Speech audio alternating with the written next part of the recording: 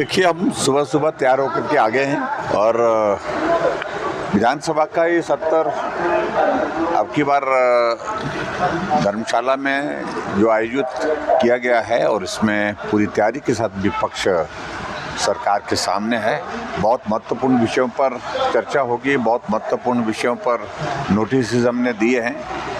और ख़ास तौर से हिमाचल प्रदेश में, देवभूमि हिमाचल प्रदेश में जिस प्रकार से कानून व्यवस्था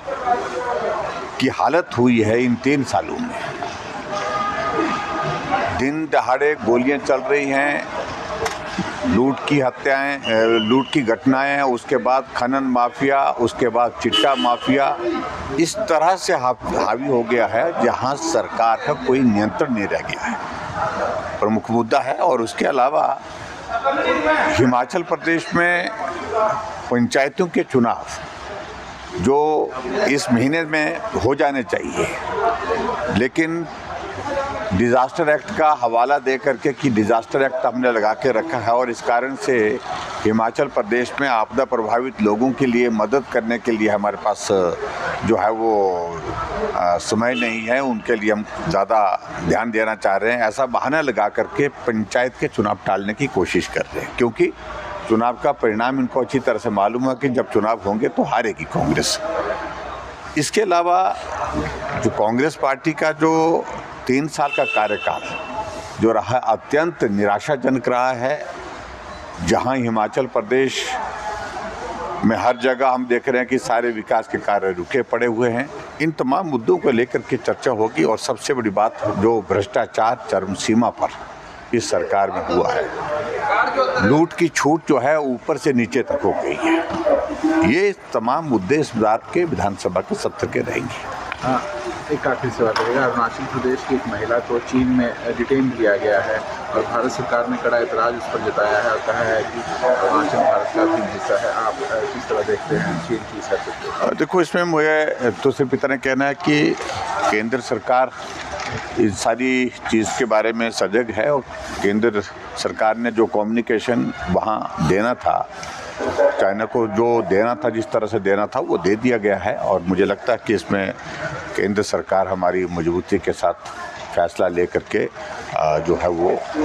आगे बढ़ेगी। देखिए, हम सुबह सुबह तैयार होकर के आ गए हैं और विधानसभा का ये सत्र अब की बार धर्मशाला में जो आयोजित किया गया है और इसमें पूरी तैयारी के साथ विपक्ष सरकार के सामने है। बहुत महत्वपूर्ण विषयों पर चर्चा होगी, बहुत महत्वपूर्ण विषयों पर नोटिस हमने दिए हैं और ख़ास तौर से हिमाचल प्रदेश में, देवभूमि हिमाचल प्रदेश में जिस प्रकार से कानून व्यवस्था की हालत हुई है इन 3 सालों में, दिन दहाड़े गोलियां चल रही हैं, लूट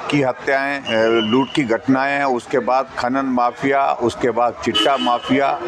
इस तरह से हावी हो गया है जहां सरकार का कोई नियंत्रण नहीं रह गया है, प्रमुख मुद्दा है। और उसके अलावा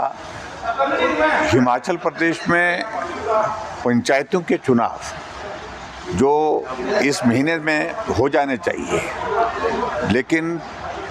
डिज़ास्टर एक्ट का हवाला दे करके कि डिज़ास्टर एक्ट हमने लगा के रखा है और इस कारण से हिमाचल प्रदेश में आपदा प्रभावित लोगों के लिए मदद करने के लिए हमारे पास जो है वो समय नहीं है, उनके लिए हम ज़्यादा ध्यान देना चाह रहे हैं। ऐसा बहाना लगा करके पंचायत के चुनाव टालने की कोशिश कर रहे हैं, क्योंकि चुनाव का परिणाम इनको अच्छी तरह से मालूम है कि जब चुनाव होंगे तो हारेगी कांग्रेस। इसके अलावा जो कांग्रेस पार्टी का जो 3 साल का कार्यकाल जो रहा है अत्यंत निराशाजनक रहा है, जहां हिमाचल प्रदेश में हर जगह हम देख रहे हैं कि सारे विकास के कार्य रुके पड़े हुए हैं। इन तमाम मुद्दों को लेकर के चर्चा होगी और सबसे बड़ी बात जो भ्रष्टाचार चरम सीमा पर इस सरकार में हुआ है, लूट की छूट जो है ऊपर से नीचे तक हो गई है। ये तमाम मुद्दे इस बार के विधानसभा के सत्र के रहेंगे। एक आखिरी सवाल रहेगा। अरुणाचल प्रदेश की एक महिला को चीन में डिटेन किया गया है और भारत सरकार ने कड़ा एतराज़ उस पर जताया है और कहा है कि अरुणाचल भारत का भी हिस्सा है। आप किस तरह देखते हैं चीन की इस हरकत को? देखो, इसमें मुझे तो सिर्फ इतना कहना है कि केंद्र सरकार इस सारी चीज़ के बारे में सजग है और केंद्र सरकार ने जो कम्युनिकेशन वहाँ देना था, चाइना को जो देना था, जिस तरह से देना था वो दे दिया गया है। और मुझे लगता है कि इसमें केंद्र सरकार हमारी मजबूती के साथ फैसला लेकर के जो है वो आगे बढ़ेगी।